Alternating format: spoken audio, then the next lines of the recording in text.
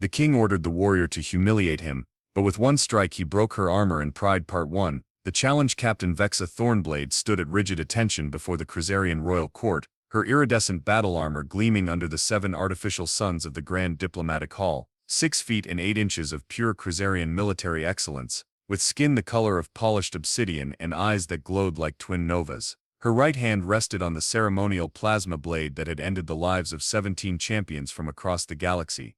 "Your supreme magnificence," she said, bowing so low that the crest of spines along her head nearly touched the floor. "You summoned me?" King Droxthir VII, ruler of the Kryzarian Empire that spanned 27 star systems, peered down from his hovering throne. His face was a mass of wrinkles arranged in what appeared to be a permanent sneer of contempt, aimed at absolutely everything. "Captain Thornblade," the king's voice boomed through his voice amplifier, unnecessarily loud as always. "The diplomatic summit begins tomorrow. The most advanced civilizations in the known galaxy will be in attendance. Yes, your magnificence. I've been briefed on security protocols." The king waved dismissively. "Security is not why I called you. Have you heard about the humans?" Vexa struggled not to roll her eyes. Everyone had heard about the humans. The bipedal mammals from the backwater planet Earth had somehow stumbled upon faster-than-light travel about 30 galactic cycles ago, the cosmic equivalent of a toddler finding their parents' particle accelerator. "I'm familiar with the species, your magnificence. They've been invited to the summit." The king practically spat the words. "The Galactic Council insists we must include all spacefaring races, even those barely out of their atmospheric cradles." Chancellor Grip, the king's chief advisor and a notorious xenophobe even by Kryzarian standards, stepped forward. "Their ambassador arrives today, a specimen called Jack Murphy." He pronounced the name like it was some kind of infectious disease. Vexa nodded. "And my role in this matter, your magnificence." King Droxthir leaned forward, his throne dipping slightly in the air. "I want you to humiliate him." "Pardon, your magnificence. You heard me. These humans need to understand their place in the galactic hierarchy. They strut around the cosmos as if they invented spaceflight, when the Kryzarian Empire was splitting atoms while they were still figuring out how to make fire." Chancellor Grip's thin lips curled into what passed for a smile among their species. "We propose a friendly combat demonstration, as is tradition at such summits." "Ah, the friendly combat demonstrations." A diplomatic loophole that allowed more advanced species to put upstarts in their place without technically violating peace treaties. Vexa had participated in 8 such demonstrations during her career. All 8 opponents had required extensive medical intervention afterward. "I'll prepare immediately, your magnificence." "See that you do." The king settled back in his throne. "Make an example of this human. The other delegations need to be reminded of Kryzarian dominance, and the humans need to learn their place at the bottom of the evolutionary ladder." As Vexa turned to leave, Ambassador Quix, the one voice of reason in the royal court, cleared his throat. "Perhaps we might consider a more diplomatic approach. Humans are unpredictable. Our intelligence suggests intelligence." The king laughed. What intelligence could there possibly be about creatures who still use combustion engines on some of their vehicles? Primitive beings require primitive lessons. 3 hours later, Vexa stood in the reception area of the Galactic Summit spaceport, watching as various diplomatic ships arrived. The Zentari with their crystalline vessels that refracted light in impossible patterns. The gaseous Volok's contained in their mobile environment suits. The aquatic Neridians in their water-filled hoverpods. And then came the humans. Their ship was embarrassing, blocky, utilitarian, with visible welding seams and what appeared to be, Vexa squinted in disbelief, actual rivets. It looked like it had been cobbled together from spare parts, which according to intelligence reports wasn't far from the truth. The airlock cycled open with a hiss that sounded dangerously inefficient, and out stepped Jack Murphy, ambassador of Earth.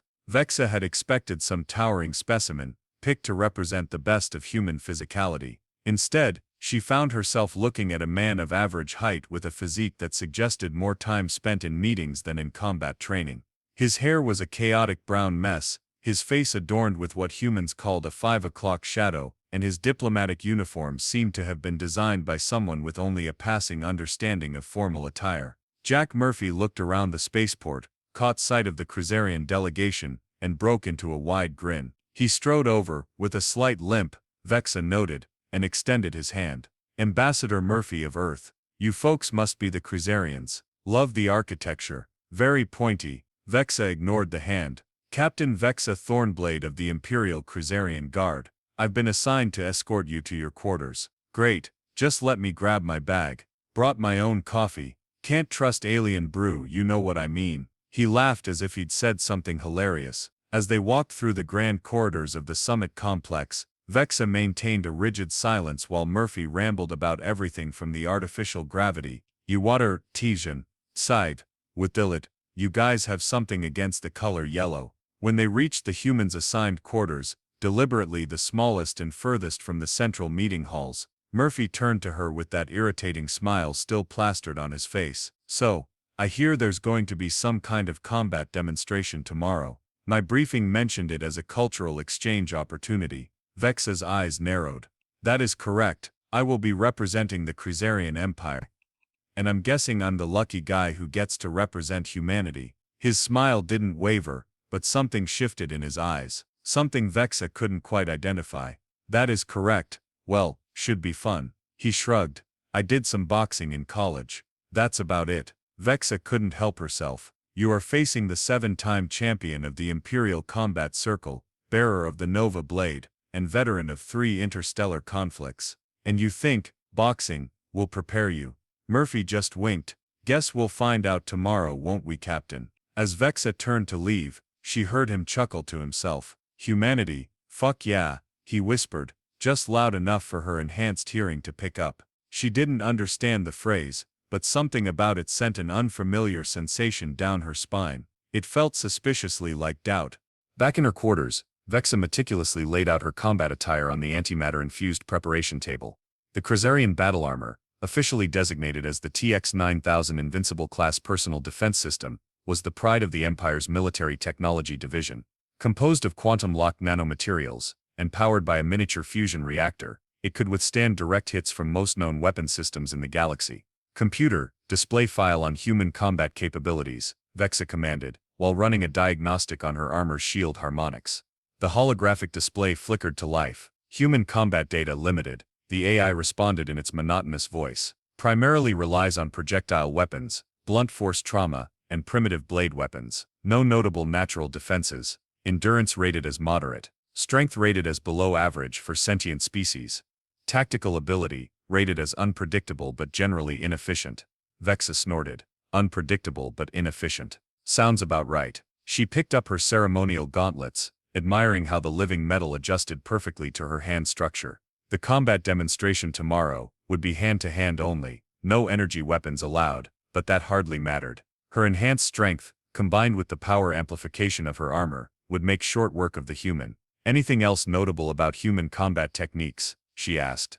More out of boredom than actual interest. Humans have a disproportionate number of martial arts styles relative to their technological development level, the computer replied. Current database lists 471 distinct combat disciplines. Vexa paused. That was unusual. Most species develop perhaps a dozen combat styles before technological advancement rendered physical combat largely obsolete. Even Kryzarians, with their celebrated warrior culture, had only 87 recognized combat disciplines. Irrelevant, she muttered to herself. Quantity over quality, no doubt. A sharp chime announced a visitor. The door slid open to reveal Commander Zolt, her longtime rival in the Imperial Guard. Where Vexa was all discipline and precision, Zolt was cunning and political maneuvering. His career had advanced through connections rather than combat prowess, a fact that he knew she despised. Captain Thornblade, he purred, his voice grating on her nerves like a malfunctioning sonic shower. Preparing for your little exhibition match, Commander, she acknowledged coldly. Did you need something? Zolt sauntered into her quarters uninvited, eyeing her battle preparation with mock interest. Just wanted to wish you luck. The entire diplomatic corps will be watching tomorrow. The king himself has invited the High Council. I don't need luck against a human. Of course not. Zolt's smile didn't reach his eyes. Though I have heard curious rumors about these humans. Despite herself, Vexa's interest was piqued. What rumors? Oh, nothing substantial, just whispers that they've been holding back in previous engagements, playing the primitive fools while observing our technologies. He waved dismissively. Paranoid nonsense surely. They can barely maintain their planetary climate, let alone pose any real threat.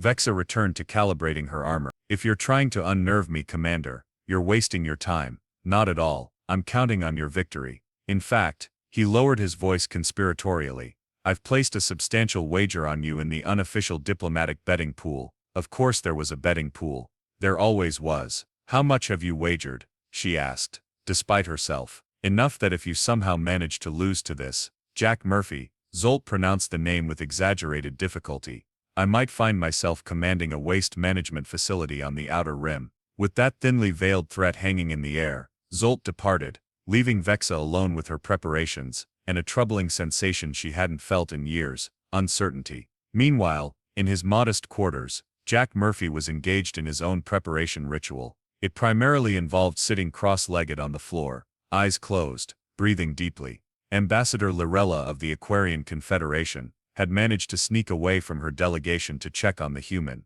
She found his door unlocked and slipped inside, her translucent blue form shimmering with concern. Ambassador Murphy, she whispered, her voice like water over smooth stones. Are you aware of what awaits you tomorrow? Jack opened one eye. Hey Lorella. Yeah, some kind of gladiatorial beatdown, from what I gather. This is no joke, Jack. Captain Thornblade is one of the most feared warriors in the Kryzarian Empire. She once defeated a Pantheon berserker with her bare hands. Impressive. Jack nodded, closing his eye again, and returning to his breathing. Aren't you going to train? Prepare. Perhaps we could request a postponement. Jack sighed and opened both eyes. Look, Lorella. I appreciate the concern, but trust me, this isn't my first rodeo.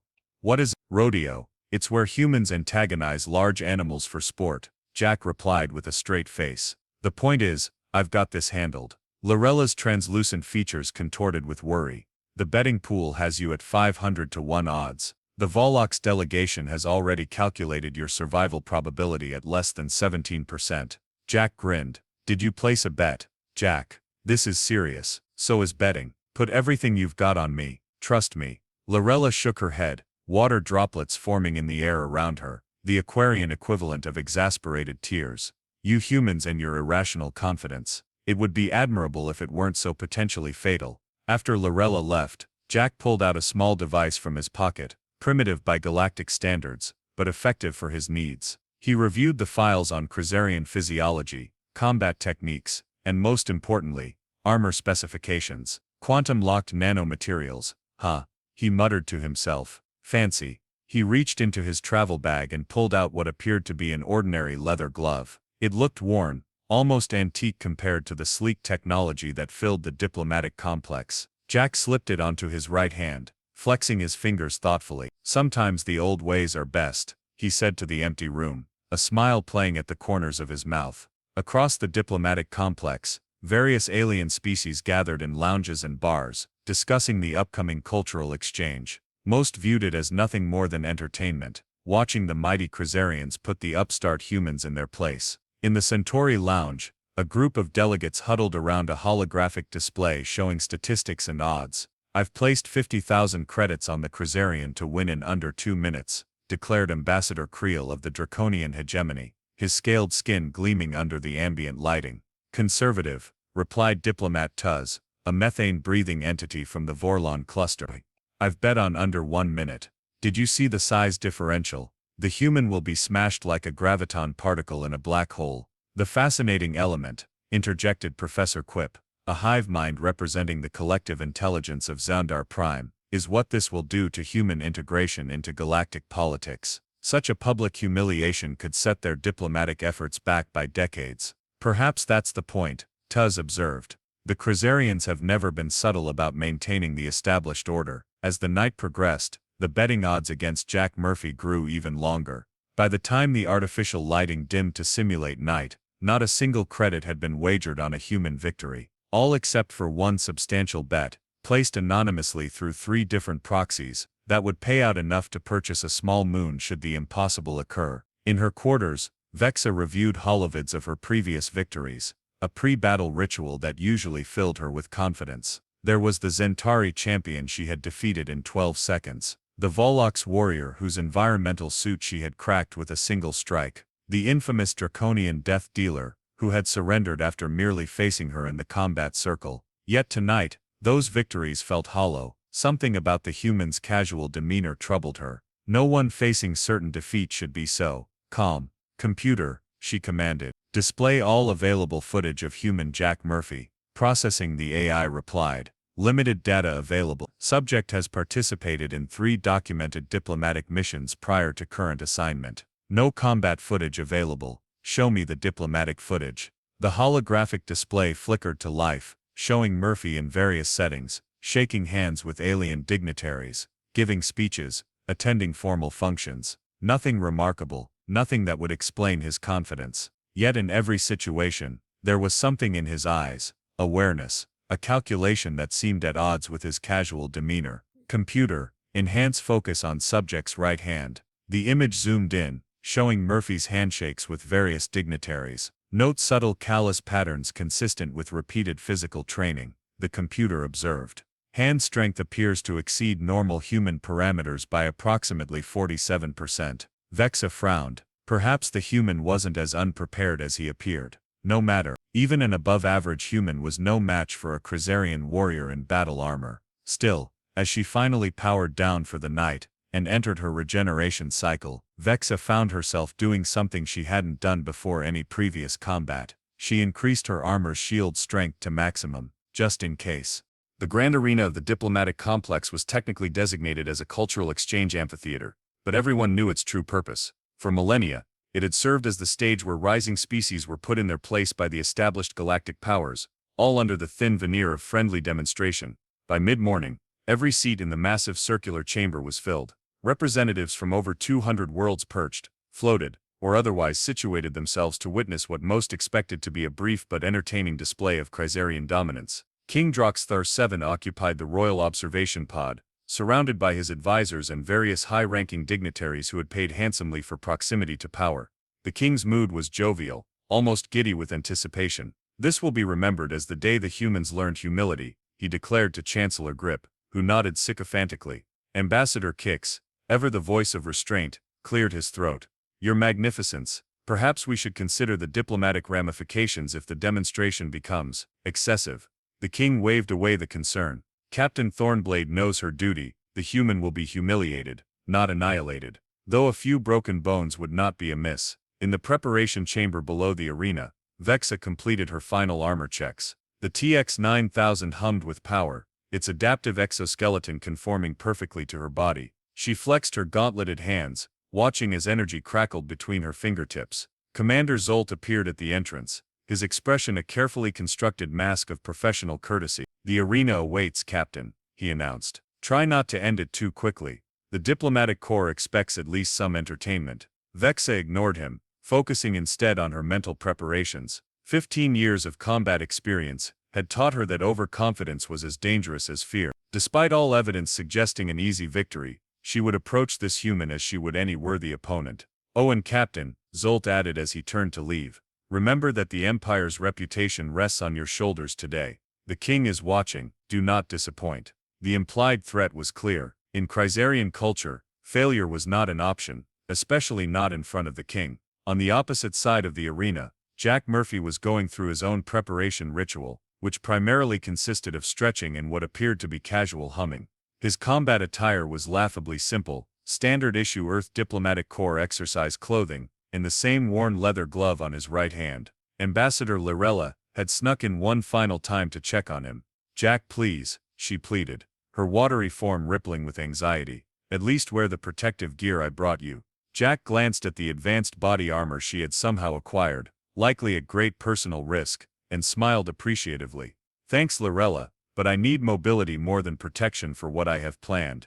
And what exactly do you have planned against an opponent in quantum-locked battle armor? Jack winked. A good magician never reveals his tricks. This isn't magic, Jack. This is potentially your funeral. The human's expression softened. Look, the whole point of this exercise is to show the galaxy that humans aren't to be underestimated. Showing up in borrowed armor doesn't send that message. Before Lorella could argue further, the chamber door slid open to reveal a Kryzarian official. Human Jack Murphy, the official intoned formally. You are summoned to the arena. Jack gave Lorella a reassuring nod. Remember what I said about that bet? The grand arena's lighting shifted to ceremonial mode as the announcer's voice boomed through the vast space. Esteemed representatives of the galactic community, the voice declared in standard galactic, Welcome to today's cultural exchange demonstration between the Kryzarian Empire and Earth. A ripple of anticipation swept through the crowd, representing the Kryzarian Empire, with 15 stellar cycles of combat experience, 7-time champion of the Imperial Combat Circle,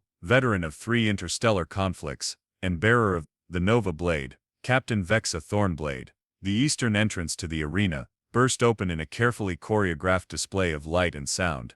Vexa strode forth, her battle armor gleaming under the spotlight, each step accompanied by a thunderous resonance as the armor's power systems interfaced with the arena floor. Holographic projections of her past victories played above her, showing the defeat of various champions in brutal detail. The crowd erupted in cheers and various species-specific expressions of approval. The Draconians pounded their scaled fists against their seats. The Volok's released celebratory methane bursts that briefly changed color in their containment suits. Even the normally reserved Zentari flashed their crystalline appendages in approval. Vexa reached the center of the arena and assumed the traditional Kryzarian combat stance, legs spread in perfect balance, arms positioned for both defense and immediate attack, head held high in a display of absolute confidence. And representing Earth, the announcer continued, with notably less enthusiasm, in his first galactic combat demonstration, Ambassador Jack Murphy. The western entrance opened with considerably less fanfare. No music, no holographic displays of past glory, just a simple spotlight that revealed Jack Murphy casually strolling into the arena, as if he were entering a neighborhood coffee shop. A confused silence fell over the crowd, punctuated by scattered chuckles and the occasional derisive comment. The human wore no visible armor, carried no weapons, and displayed none of the ritualistic behaviors expected before combat. He simply walked to the center of the arena, stopped a respectful distance from Vexa, and offered a friendly nod. "Nice entrance," he commented. "Very dramatic. I should have brought a smoke machine or something." From the royal observation pod, King Droxthar leaned forward, his expression wavering between amusement and irritation. "Is this a joke? Does the human mock our sacred combat traditions?" Chancellor Grip's eyes narrowed. "Perhaps this is some psychological tactic, Your Magnificence. If so, it is a poor one," the king replied. In the arena, the referee, a neutral party from the ancient arbiters of Xandar, floated down between the combatants. "This demonstration will follow standard diplomatic combat protocols," the arbiter announced in a voice that seemed to emanate from everywhere and nowhere simultaneously. "No lethal force is permitted. Victory is achieved through submission, incapacitation, or by exiting the combat circle. Do both participants acknowledge these terms?" "I acknowledge," Vexa responded formally. "Sounds good to me," Jack shrugged. The arbiter's ethereal form pulsed once in acknowledgement before rising above the arena floor. "You may begin when ready." Vexa immediately assumed an offensive stance, her armor humming as its power systems cycled to combat readiness. The crowd leaned forward in anticipation of a quick and decisive display of Kryzarian superiority. Jack Murphy simply stood there, his hands at his sides, that infuriating half-smile still playing at the corners of his mouth. "Aren't you going to, I don't know, at least try to defend yourself?" Vexa asked, genuinely confused by the human's lack of preparation. "Oh, I'm ready," Jack replied casually. "Just waiting to see what you've got." Something about his tone, not arrogant, but genuinely curious, sparked a flare of irritation in Vexa. Was he not taking this seriously? Did he not understand the honor being afforded him by facing a Kryzarian captain in formal combat? With a controlled burst from her armor's movement enhancers, Vexa launched forward, not at full speed, but quick enough to demonstrate Kryzarian superiority. Her right arm extended in a perfectly executed strike, aimed at the human's midsection, a move designed to wind him without causing serious injury. The humiliation would come later, after she had demonstrated her complete control of the encounter. To her mild surprise, Jack sidestepped the attack with unexpected grace. Not entirely impressive, she hadn't been moving at full capacity, but notable nonetheless. "Not bad," she acknowledged, resetting her stance. "But evasion alone won't save you." This time she moved faster, executing a complex series of strikes that would test the human's reflexes to their limit. Jack managed to avoid the first two, but was forced to block the third with his forearm. The impact produced a satisfying thud that echoed through the arena. Jack winced slightly, but remained standing. "Okay, that's gonna bruise." In the stands, the alien dignitaries watched with mild surprise. The human had lasted longer than the expected 12 seconds, which was moderately impressive, if ultimately meaningless. The human has some rudimentary defensive capabilities, observed Professor Quip of the Xandar Collective. Perhaps they are not entirely without martial skill. It changes nothing, replied Ambassador Creel of the Draconian Hegemony. The Kryzarian is clearly toying with him.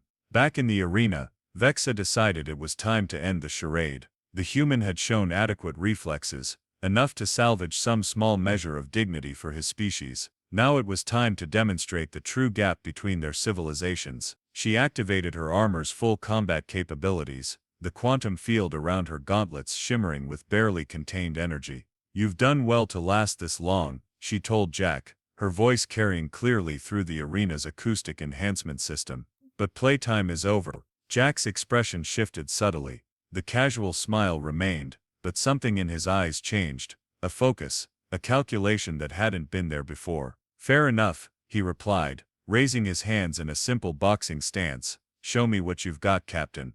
Vexa launched forward at full combat speed, a blur of motion that few species in the galaxy could even track visually, let alone defend against. Her right fist, amplified by the armor's power systems, drove toward the human's chest in a strike calibrated to knock him unconscious without causing permanent damage. What happened next would be replayed in galactic news feeds for weeks to come. As Vexa's fist neared its target, Jack Murphy pivoted slightly to his left. His gloved right hand shot up with precision that defied human capability. Instead of attempting to block the overwhelming force of her strike, his hand merely touched the side of her gauntlet, a light, almost delicate redirection. And then impossibly, catastrophically, the seemingly impenetrable quantum-locked nanomaterial of her armor cracked. The sound was subtle, a crystalline fracturing that might have gone unnoticed, had not the entire arena fallen silent in that exact moment. A spider web of fractures spread across her right gauntlet,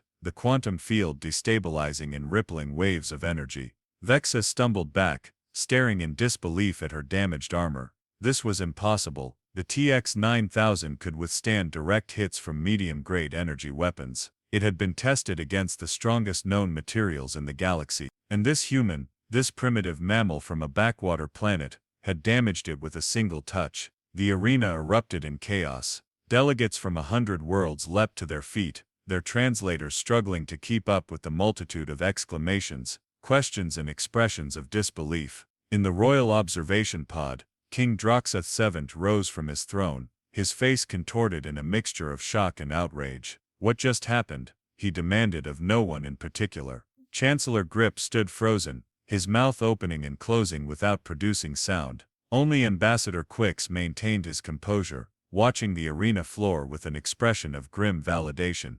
"I believe, Your Magnificence," he said quietly, "that we may have underestimated the humans." In the center of the arena, Jack Murphy and Vexa Thornblade locked eyes, his filled with calm determination, hers with dawning comprehension, that everything she thought she knew about humans might be catastrophically wrong. "Shall we continue?" Jack asked pleasantly, as if he hadn't just rewritten the galactic power dynamic with a single strike. Vexa's tactical mind raced through possibilities. The damage to her gauntlet was impossible, yet it had happened.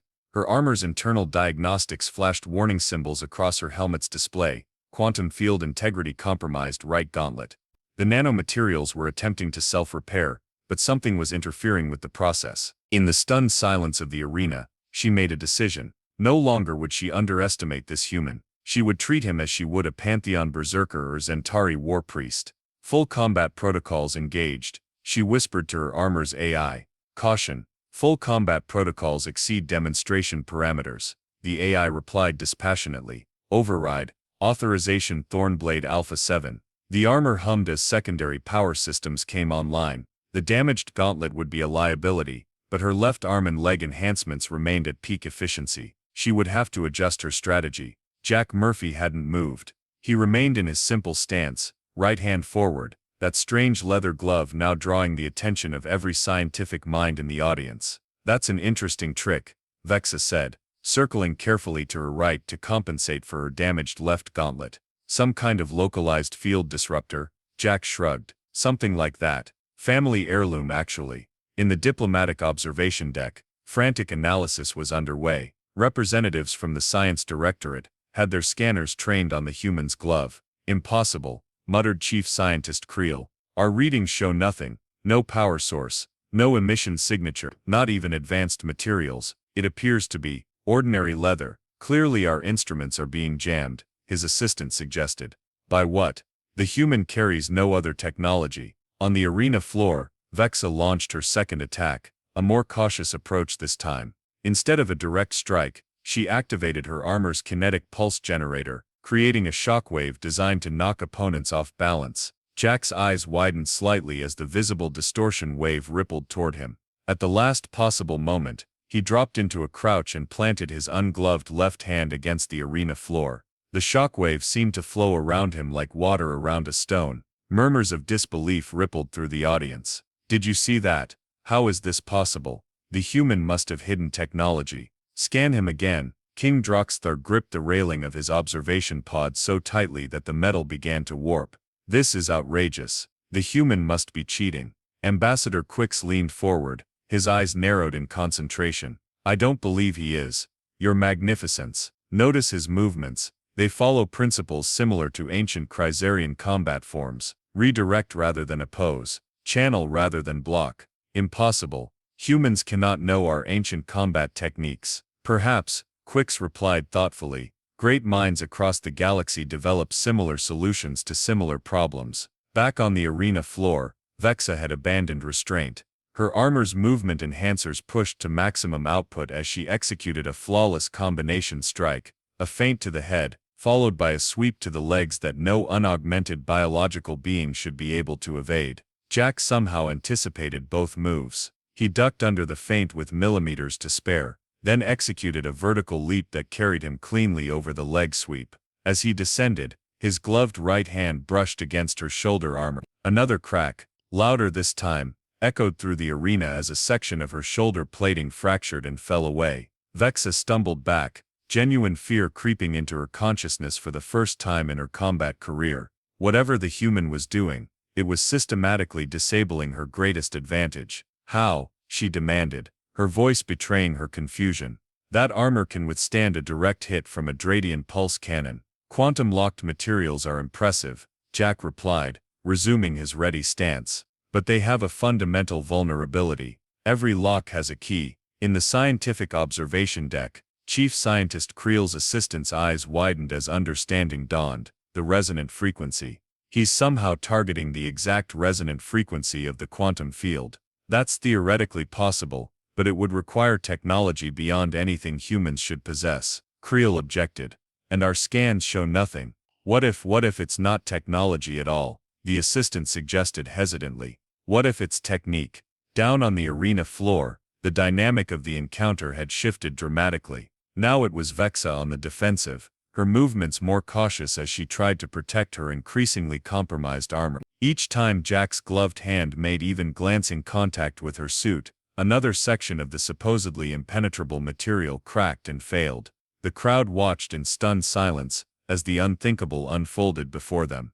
The mighty Kryzarian warrior, pride of the Empire, was being systematically dismantled by an unarmored human, using nothing but what appeared to be ordinary martial arts techniques. In the betting lounges, chaos reigned. The odds calculation algorithms had crashed, unable to compute the radical deviation from expected outcomes. Those few who had placed even token bets on the human, mostly as jokes, stared at their betting slips in disbelief. Ambassador Lorella, of the Aquarian Confederation, sat very still, her translucent form barely containing her excitement. The substantial bet she had placed on Jack Murphy at his insistence was about to pay out enough to fund a complete environmental restoration of her homeworld's third moon. As the match continued, a subtle shift began to occur among the gathered diplomats. Species that had previously dismissed humans as primitive upstarts were now watching with keen interest. Representatives huddled together, whispering urgently to each other in various languages. Did you know the humans had this capability? Could this explain their rapid progress? We may need to reconsider the trade agreement. Their technological development may be more advanced than they've let on. In the arena, Vexa made a desperate final attempt. With her armor failing and her confidence shattered, she activated the emergency power reserve, a measure strictly forbidden in demonstration matches. Maximum output. All systems, she commanded. For a brief moment, Her armor blazed with energy as all safety protocols were bypassed. She launched forward with speed that blurred her form, pulling back her undamaged left fist for a strike that could shatter stone. Jack Murphy stood his ground. As Vexa's augmented fist rocketed toward him, he executed a motion so subtle it was almost invisible. A slight shift of weight, a turning of the hips, and an open-palmed strike that met her attack at precisely the correct angle. The impact created a sound like a thunderclap.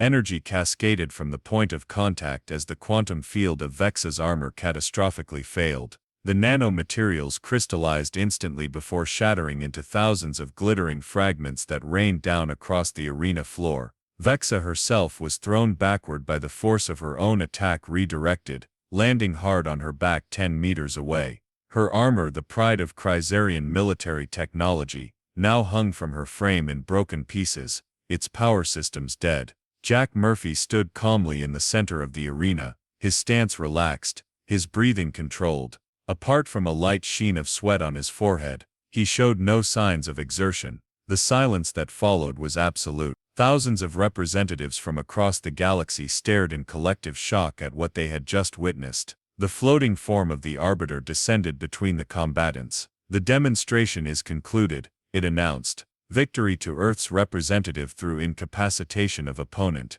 As the Arbiter's words echoed through the arena, the diplomatic implications of what had just occurred began to ripple outward. In private communication channels, urgent messages were being transmitted to homeworlds across the galaxy. Reassessment of human capabilities required. Recommend immediate diplomatic overture. Suggest revision of human technological classification. Request full analysis of combat footage. In the Royal Observation Pod, King Droxar VII slowly sank back into his throne, his expression unreadable. After a long moment, he turned to Ambassador Quix. "Arrange a private audience with the human," he commanded quietly, "and prepare the Treaty of Mutual Recognition." Chancellor Grip gasped, "Your Magnificence, the Treaty of Mutual Recognition is reserved for species of equal standing. The humans are barely The king's eyes never left the arena floor, where Jack Murphy was now helping Vexa to her feet. "Appearances, it seems, can be deceiving, Chancellor. I prefer to discover this in a demonstration arena, rather than on a battlefield." On the arena floor, Vexa stared at the human who had so thoroughly defeated her. Her pride was wounded, but the warrior in her recognized what had happened. She had been outmatched, not by superior technology or brute strength, but by skill and knowledge she had not believed possible from a human. "How?" she asked simply as he helped her up. Jack's expression was respectful, without a trace of gloating.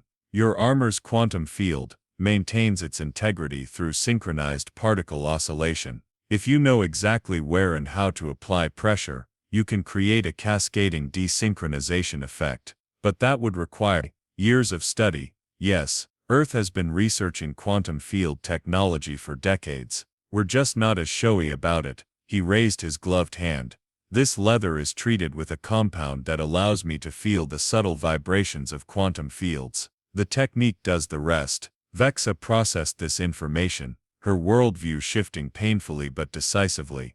"You could have explained this before the match. Avoided the public display." Jack shook his head. "Would anyone have believed me? Sometimes a demonstration is worth 1,000 diplomatic briefings." As they walked toward the exit together, the defeated Kryzarian warrior and the victorious human diplomat, the implications of the day's events were already spreading throughout the diplomatic complex and beyond. In the observation decks, hasty alliances were being formed and strategies revised. Species that had previously dismissed humanity as an afterthought were now scrambling to establish favorable relations. Trade representatives who had offered Earth exploitative terms were frantically recalculating their proposals. And in a secure communication chamber, deep within the complex, Ambassador Lorella received confirmation that her substantial bet had paid out. The funds enough to transform the environmental future of her homeworld were already being transferred to the appropriate accounts.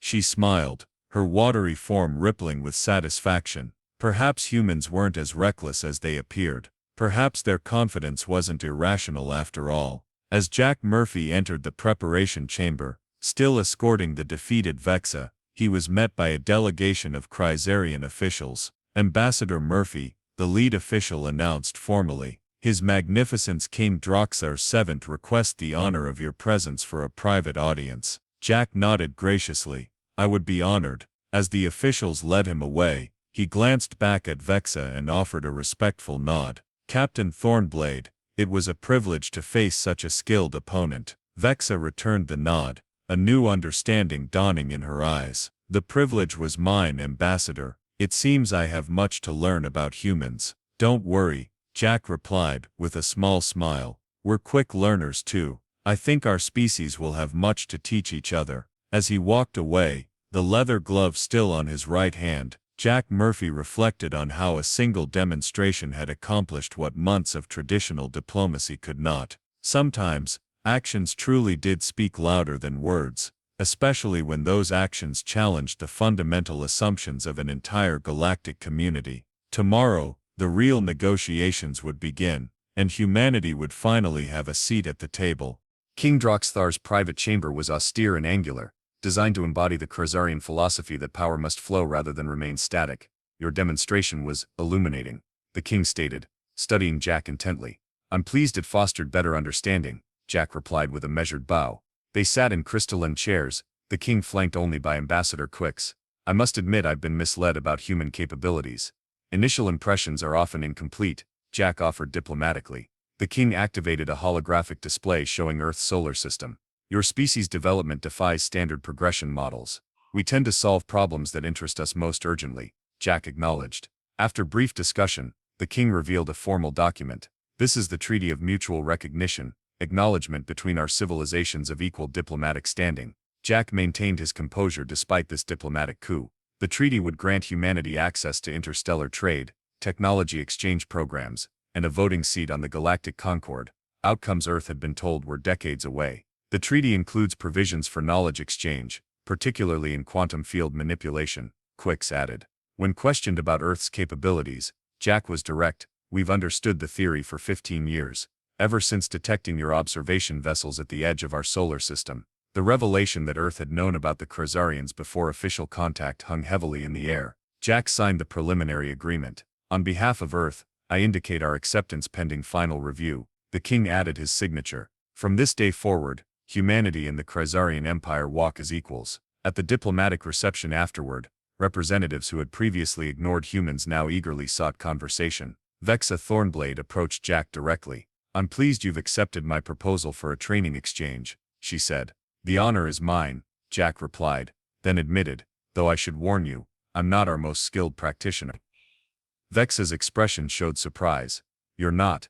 The demonstration was more about knowing what to do than being the best at doing it. She processed this revelation. My defeat was predetermined. The outcome was never certain, Jack assured her.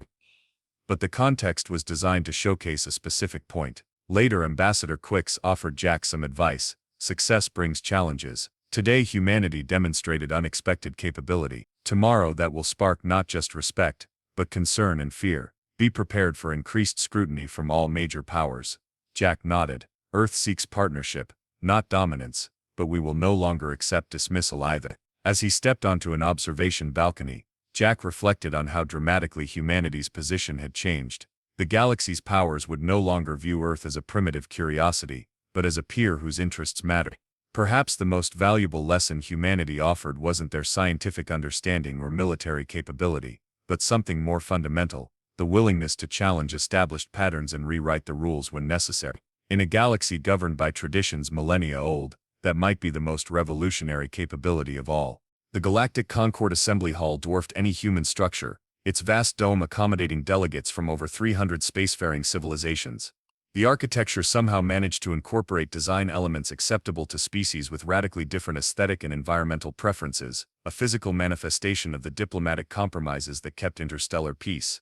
Jack Murphy, now formally installed as Earth's first voting representative to the Concord, stood at the human delegation's newly assigned position.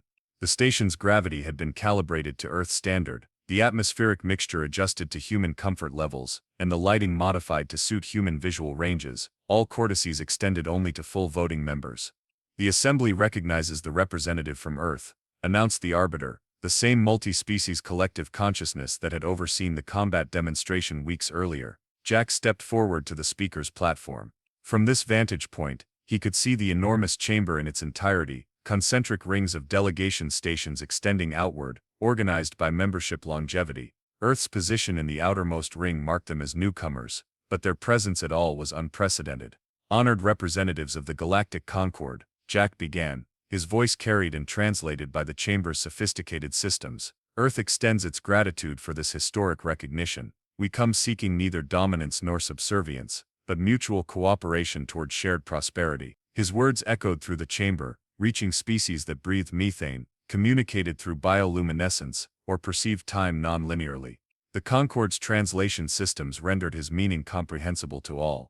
The Treaty of Mutual Recognition between Earth and the Kryzarian Empire marks not just a diplomatic milestone for humanity, but an opportunity for fresh perspectives within this august body. Earth may be young among spacefaring civilizations, but we bring with us a willingness to approach challenges from unconventional angles. In the Diplomatic Observer section, Ambassador Lorella's aqueous form rippled with approval. Beside her, Captain Vexa Thornblade, present as part of the Cultural Exchange Program, stood at formal attention. The Kryzarian warrior had spent the past weeks intensively studying human martial arts traditions, discovering surprising parallels with ancient Kryzarian combat forms thought lost for millennia. As evidence of our commitment to constructive participation, Jack continued, Earth proposes the formation of an innovative solutions consortium, a cross-species think tank dedicated to addressing persistent challenges through methodological diversity.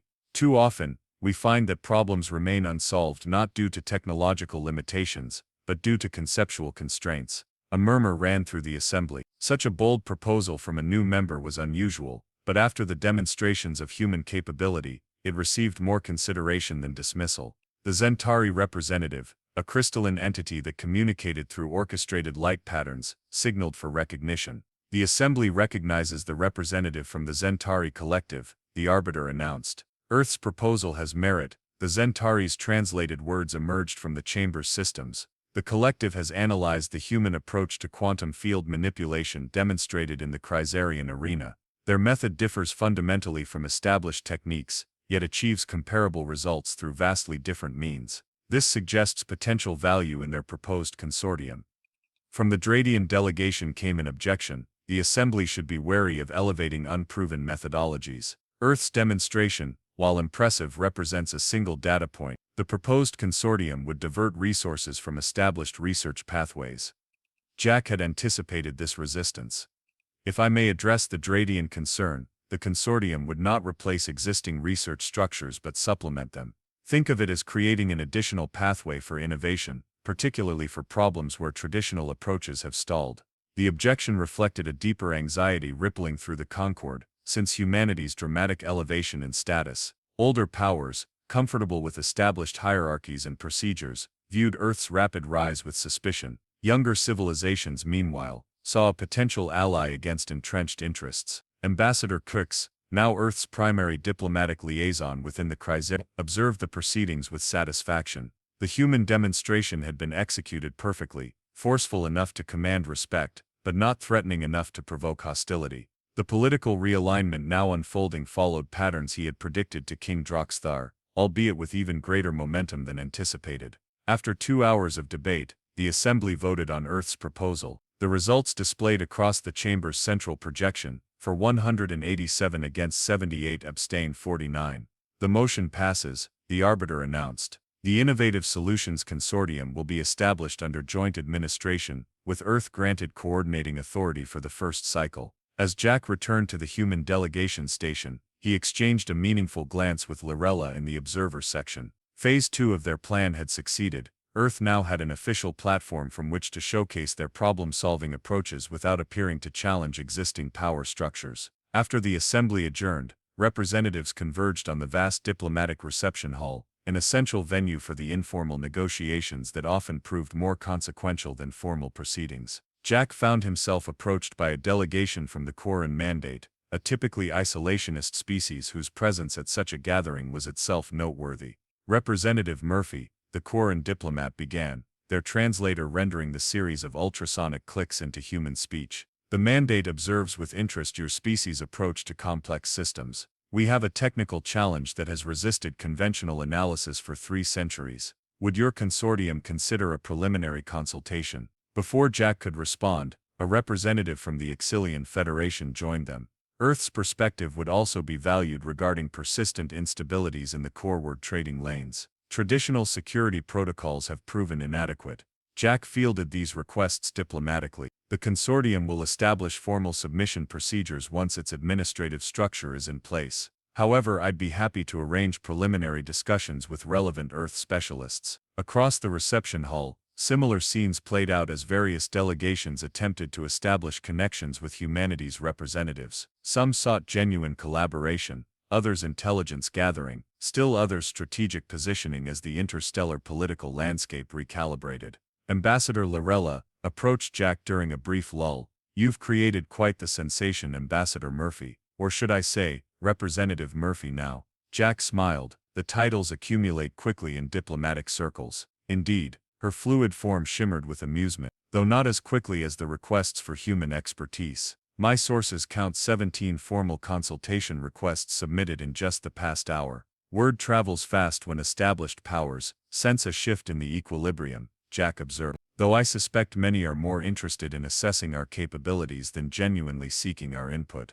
Of course, just as your consortium proposal was as much about establishing observational access to other species' methodologies as it was about offering Earth's perspective." Lorella's tone held no accusation, merely professional appreciation of the strategy. "Mutual benefit is the foundation of sustainable cooperation," Jack replied with a diplomatic smile. Their conversation was interrupted by the appearance of Captain Vexa Thornblade, who approached with the formal precision characteristic of Kryzarian military culture.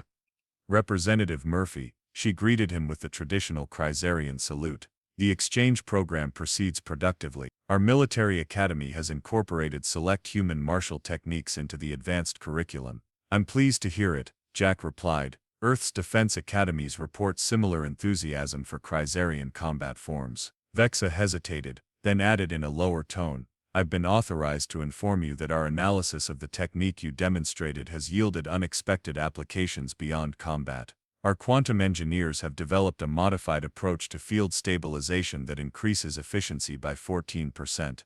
This was significant news, and delivered with remarkable openness. It suggested the Kryzarians were genuinely committed to the technology exchange provisions of the treaty. "That's excellent progress," Jack acknowledged.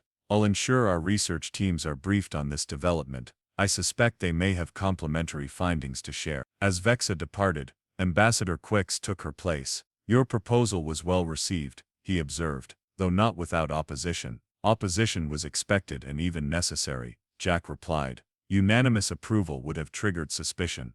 Quix nodded appreciatively. "You understand interstellar politics better than most new species. May I ask what Earth hopes to achieve through this consortium?"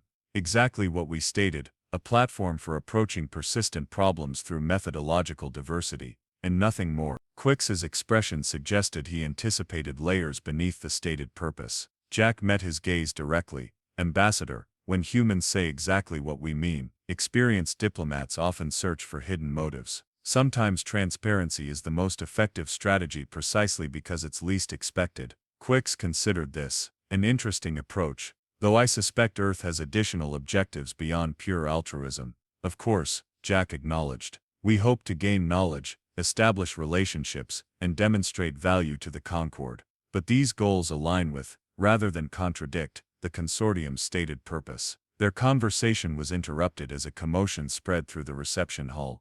The holographic displays throughout the space suddenly activated, showing breaking news from the coreward sectors. "Breaking: Zentari research outpost attacked by unknown forces. Quantum communication hub destroyed. Multiple casualties reported." The diplomatic mood shifted instantly from celebration to crisis management. Security personnel materialized throughout the hall as delegation leaders huddled with their advisors. The arbiter's voice resonated through the chamber. "An emergency session of the Security Council will convene in 30 minutes. All member delegations are requested to return to their stations." Jack caught Ambassador Lorella's eye across the room. This development was unexpected and potentially destabilizing. The Zentari Collective maintained the galaxy's most sophisticated quantum communication network. An attack on their infrastructure represented a significant escalation beyond typical interstellar frictions. As Jack made his way back to the human delegation station, he was intercepted by a Dradian security official. Representative Murphy, the official began without preamble. Your presence is requested at the Emergency Security Council session.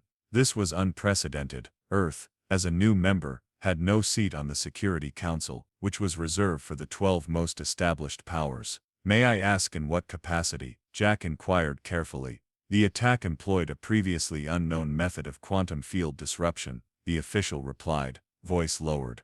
Given recent demonstrations of human expertise in this area, the Council requires your input. Jack maintained his diplomatic composure, but internally he processed the implications rapidly. The timing was troubling, an attack using quantum field disruption techniques mere weeks after humanity had publicly demonstrated such capabilities. I'll attend immediately, he assured the official. As they moved toward the Security Council chambers, Jack activated his secure communication link to Earth. This development required immediate attention from the highest levels of human leadership. If someone was attempting to implicate humanity in an attack on Zentari infrastructure, the diplomatic consequences could be severe. The galaxy's delicate political equilibrium, already disturbed by humanity's sudden rise in status, now faced a more immediate threat. The coming hours would determine whether Earth's new position in the galactic community would be strengthened by crisis management or undermined by suspicion. As Jack entered the heavily secured council chamber, he noted the grim expressions on the faces of the assembled representatives. Crisis often revealed true alliances and enmities, more clearly than years of peaceful interaction. Whatever was happening, one thing was certain: humanity's honeymoon period in galactic politics had come to an abrupt end. Now would come the true test of their diplomatic strategy, not in carefully staged demonstrations, but in the unpredictable chaos of interstellar crisis management. The Security Council doors sealed behind him with a decisive hiss. The real game had begun.